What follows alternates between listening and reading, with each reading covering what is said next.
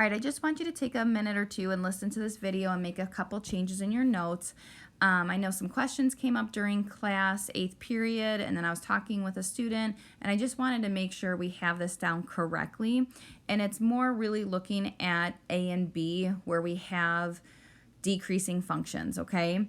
So I want you to change the wording here. Instead of saying decreasing at an increasing rate, I want you to say decreasing at a faster rate. Technically, the rate of change of our rate of change is decreasing, okay? If you think about it on the number line, our slopes are getting smaller.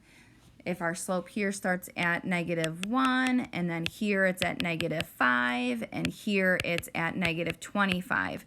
And I answered the question during class time saying that it's increasing in the negative direction, right? And we can all see that it is increasing in the negative direction. Our slopes are getting steeper and steeper.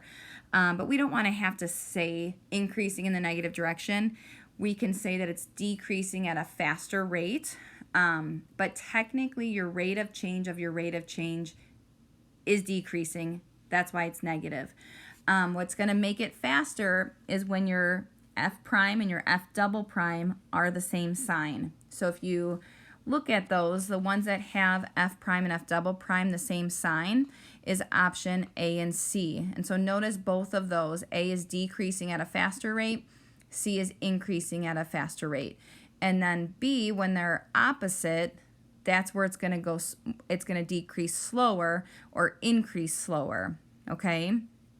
So I just want to make that clarification, and instead of using the words decreasing at an increasing rate or decreasing at a decreasing rate, I'd rather you just think of it as decreasing faster, decreasing slower, okay?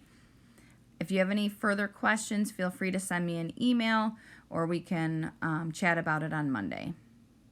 Have a good weekend.